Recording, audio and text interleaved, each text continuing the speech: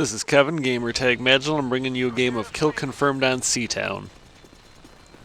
So far, Kill Confirmed has definitely been my favorite game mode when I'm by myself to hop into a game of.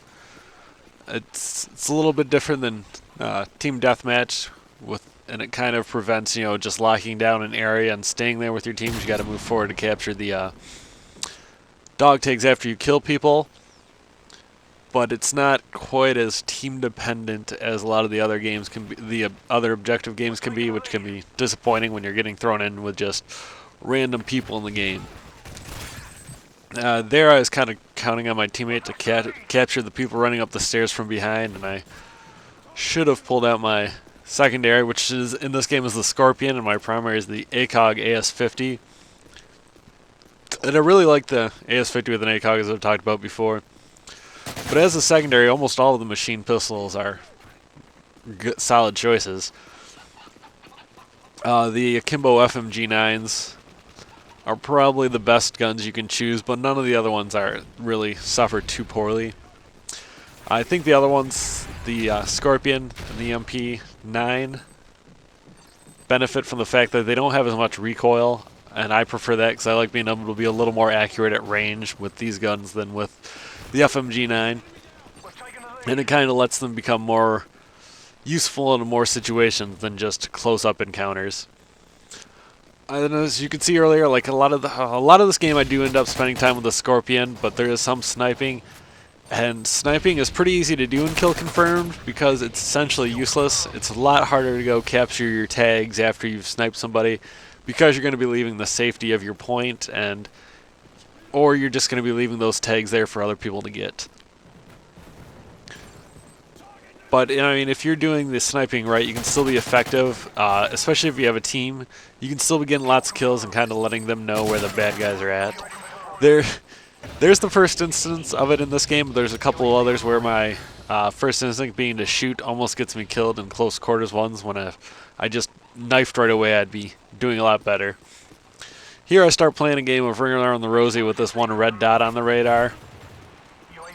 And then I end up seeing some other people spawning around me instead. But that, part of it was just not knowing the maps that well. So I think it was one of the first few times I played on Seatown. Right there is a good demonstration of what the Skorpion does better than the FMG9s. Those guns have some serious recoil at times, whereas this one really doesn't have too much. Granted, it doesn't have the stopping power of those guns either, but for me it's a trade-off I'm willing to take almost every time. For the kill streaks with this, I'm running the support, which is one of the things I tend to do with... That was a nice shot. One of the things I tend to do with my sniper class, or like a shotgun class where I don't expect to make a lot. There I got lucky is that the kill that got denied, which I thought was that one, so I was waiting for a guy to come around, was one of the other ones like in the opposite side of the map. But because that happened right after I shot that dude, I was like, there is somebody else by this fountain. So I knew kind of hang back and let that guy show himself and then get him, instead of running out there right away and possibly getting myself killed.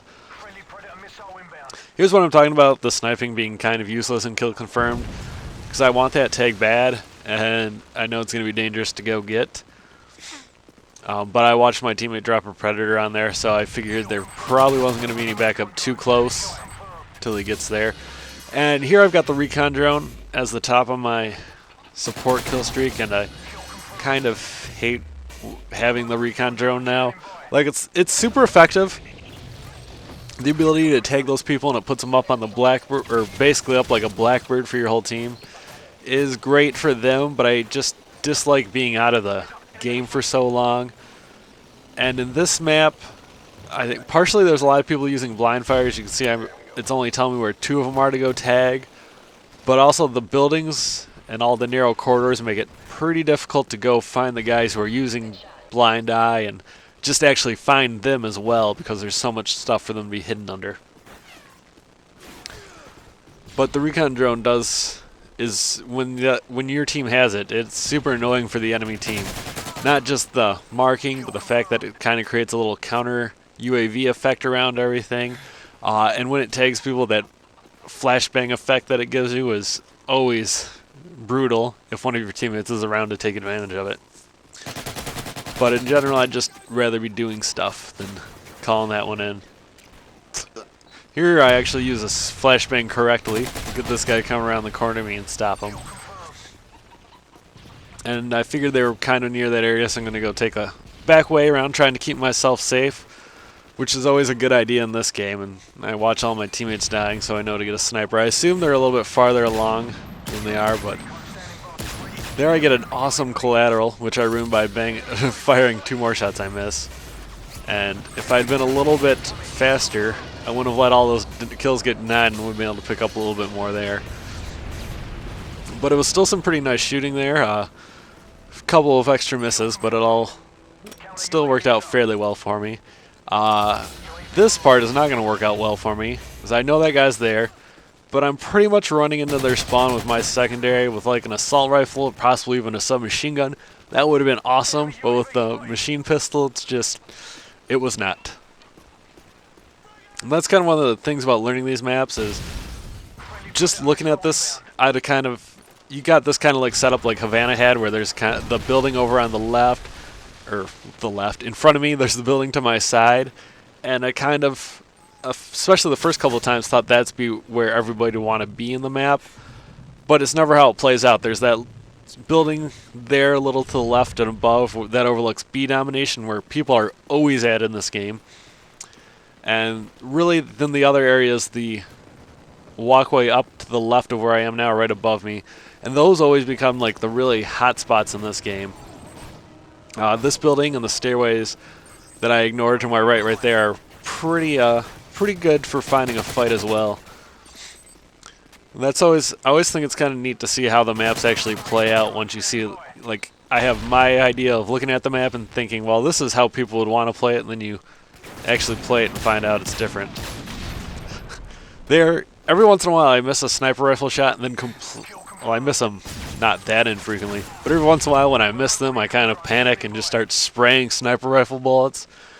And I hate when I do that, because when people kill me that way, I'm like, what a fucking asshole. Why are you bothering using a sniper rifle? You're just going to shoot it like that. But I allow it in myself because I know why I did, because I panicked. There I think I lost the recon drone by going too high up in the air. But I wasn't finding anybody just like the first one, but I felt the need to call it in because I earned it. So we're coming up near the end of this game. I ended up going 22-7 in this one, with the highest score on my team, which is always a nice feather in the cap as well, especially when you win. It's just kind of disappointing when you have the highest score on your team and lose. But I'll be back with more Modern Warfare 3 stuff soon. Plenty of more kill confirm, some team defender, and of course some domination, and maybe some other random game types as well. We'll see. Thanks for watching.